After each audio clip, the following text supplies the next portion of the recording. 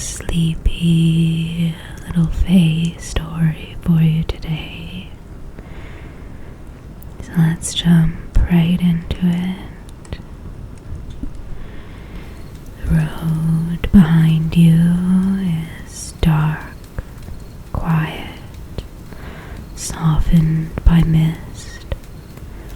Your boots press into damp earth.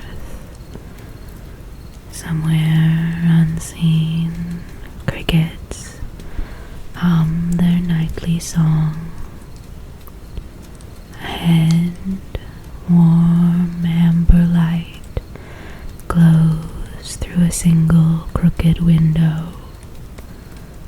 A wooden sign sways in the air, gently on rusted chains.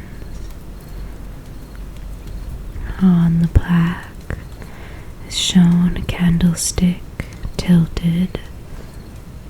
Underneath it, the bent candle is written. As you push open the door, it creaks lightly, announcing your presence. It's not aggressive, but the patrons of the bar look up.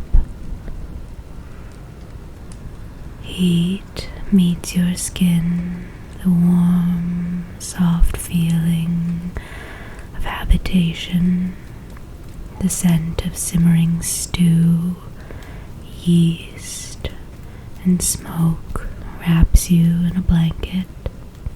Wooden floors creak, low voices murmur in scattered pockets.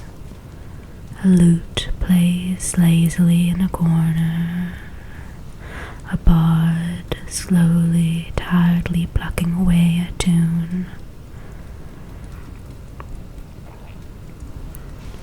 On the bar top, there's a single candle and a stack of tankards, and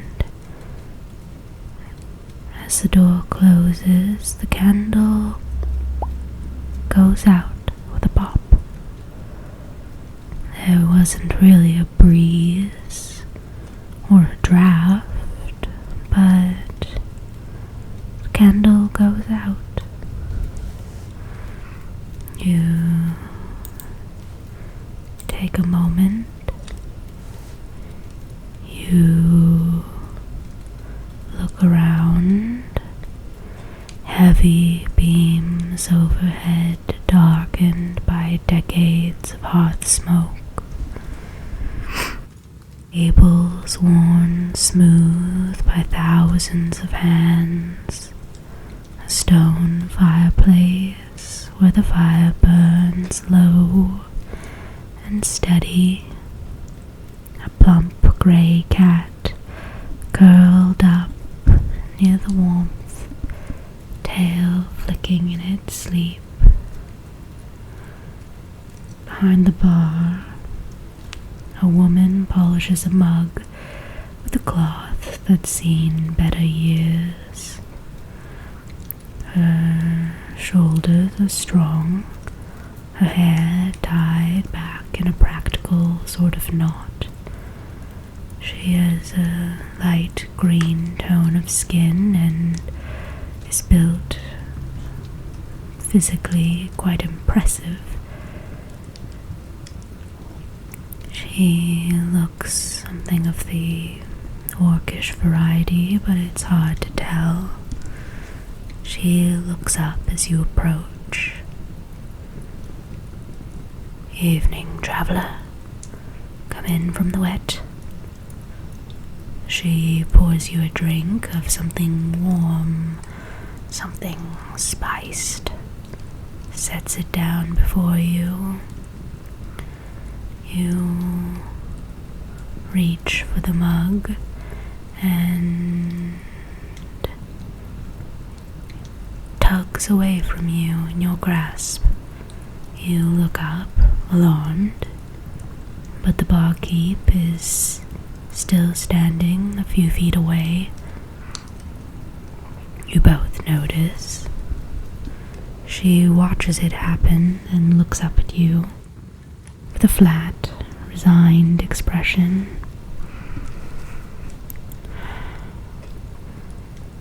Yeah, that. She sighs, leaning against the bar.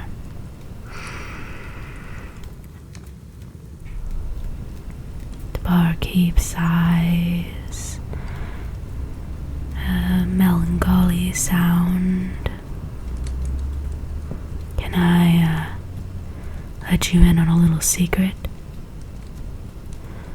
You nod, and she says, "For 3 nights now, my tavern has decided to grow a mind of its own. Candles snuff themselves, chairs turn when no one's look touches them, aprons tied tight in knots, salt disappears. My cat argues with empty corners." On cue, the cat opens one eye and stares at the bar, then stares into the corner. It chatters softly as if there was a bird or something of interest nearby. "I've checked for rats, for drunks, for hauntings. Nothing." She sighs again and pours herself a drink, takes a sip. "If you've mind for strange matters, I'd be grateful for help. Meal and bed on the house." She gestures around. "'Cause I'd like to sleep one night without finding every chair standing on a goddamn table." I'll have you do a perception or investigation check. Something to look around.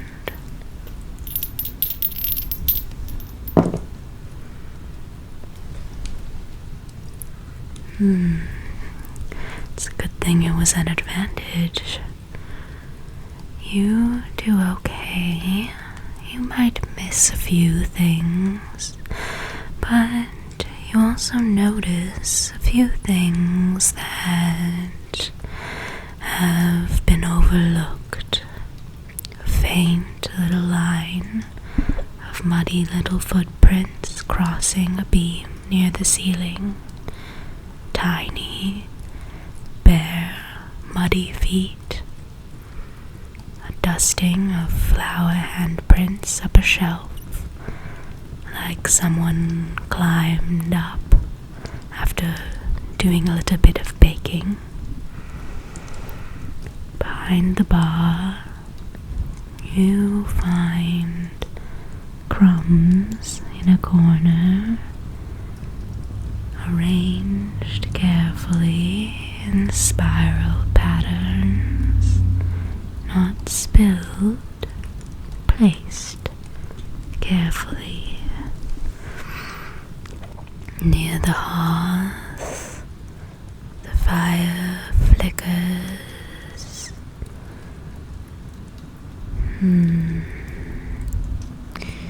You notice scurrying sounds in the walls. I'll have you make me an Arcana or a nature check.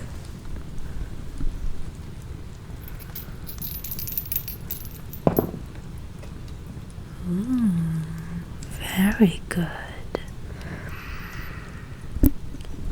You remember stories from your gran. She used to tell you stories about not ghosts, not demons, but a brownie, a house spirit, born upon fire and home, caretaker of warmth, order, and quiet nights, but very mischievous when forgotten about, very playful when bored, and helpful when welcomed. You glance towards the barkeep. She notices your look. So, what do you think it is? You explain your theory that she might have a brownie in her house, in her tavern. The barkeep pauses for a second.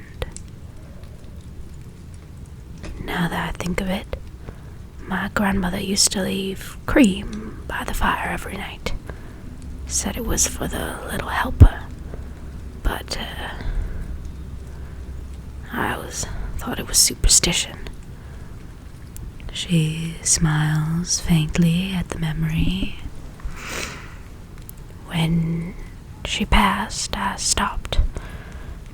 Didn't think it mattered anymore, but I kept the tradition up for a few years, and then I stopped. You hear a skitter in the walls nearby. The barkeep throws her head over her shoulder anxiously. So, what can you do about him? You decide that first things first, it would be good to find this creature's den. Maybe you would be able to talk to it or engage it in some way. You notice a loose panel earlier when you looked around. We have a blessing on us. Cat has come to visit. You move towards the loose panel.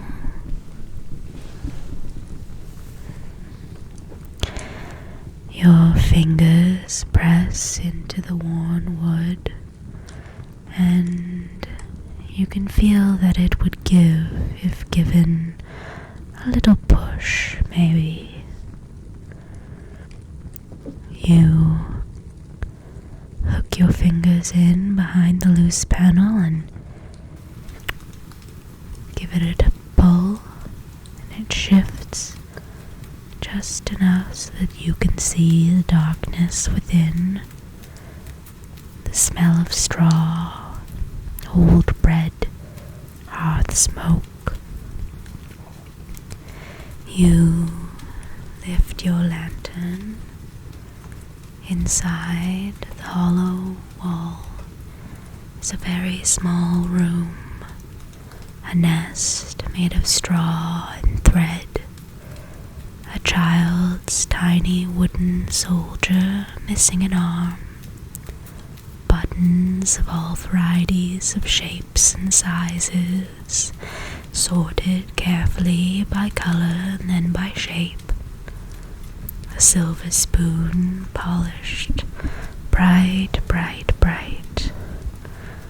A folded ribbon, a smooth river stone, a thimble, a tiny clay cup. A whole world built from forgotten things. A home. You hear a small huff, indignant, offended. Two bright eyes open in the dark, reflecting your lantern light.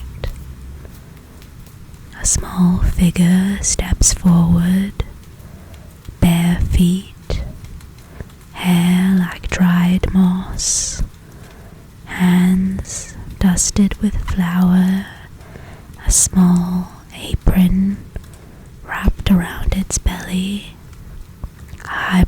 eyebrows arched in dramatic outrage. But their voice is soft and clear. No cream, no greeting, no thanks. They fold their little arms. I keep the fires warm, your bread from burning, your rooms safe and snug. They point a tiny finger upward.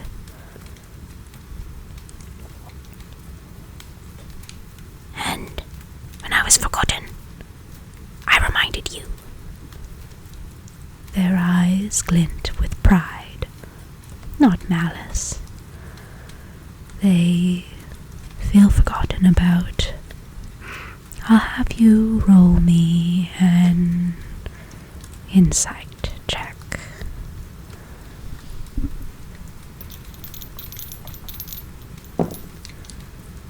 Ooh, very good. Very good indeed.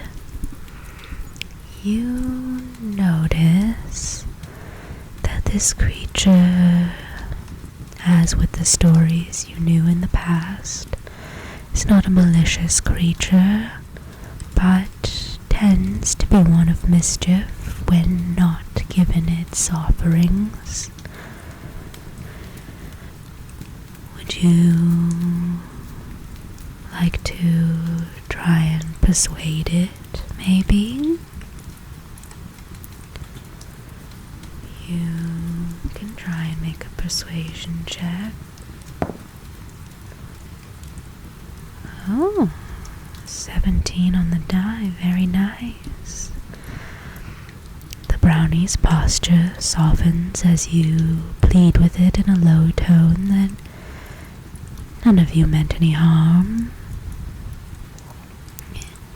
It frowns at your offering of gold. I do not want gold. Gold is cold. Gold does not laugh. Gold does not smell of bread. They gesture to their nest. I want something to... I want someone to know I exist. A quiet moment. The fire crackles.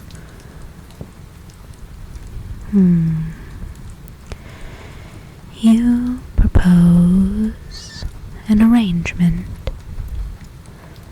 A small stool by the hearth, a saucer of cream each night, and a name spoken quietly and kindly.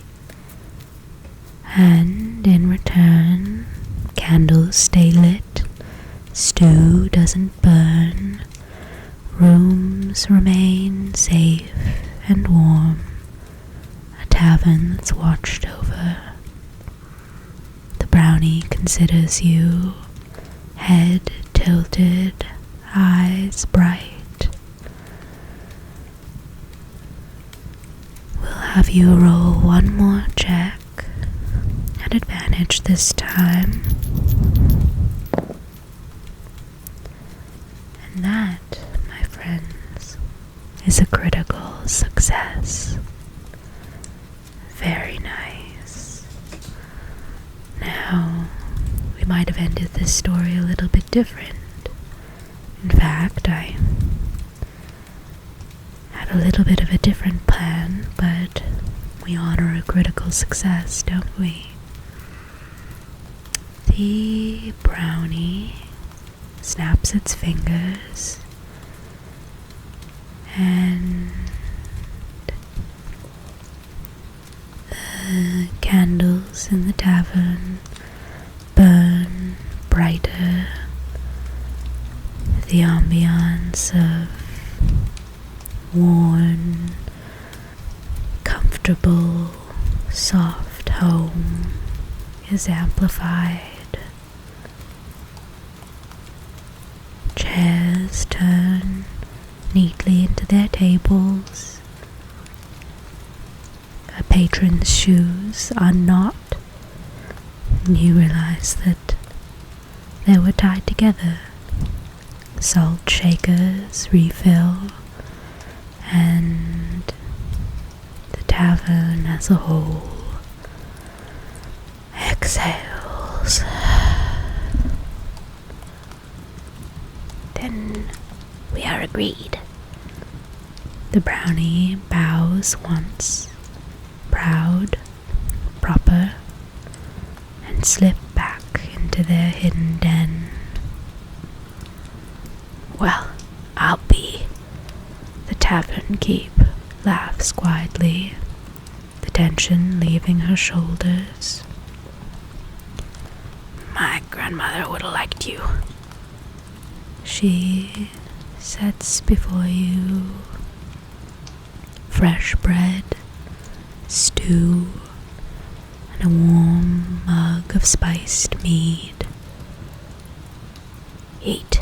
Rest. You've earned both. Later, she shows you to your room upstairs.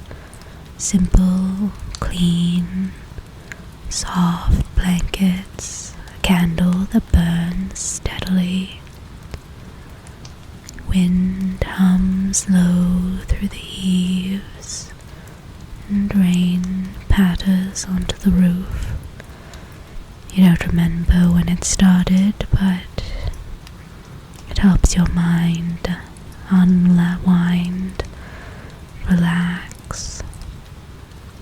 You lie back, muscles loosening, tension leaving your shoulders, jaw unclenching, breath slowing. Below, the tavern fire crackles gently. The cat purrs. Tiny footsteps move across the rafters. The soft clink of a spoon. A satisfied little hum. Then a whisper just on the edge of hearing as you're sailing off to sleep. Rest easy. The house is minded now. I've got it. And you drift off to sleep.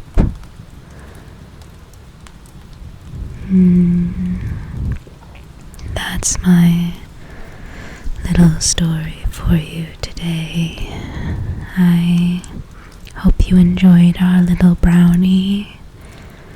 He's quite a character.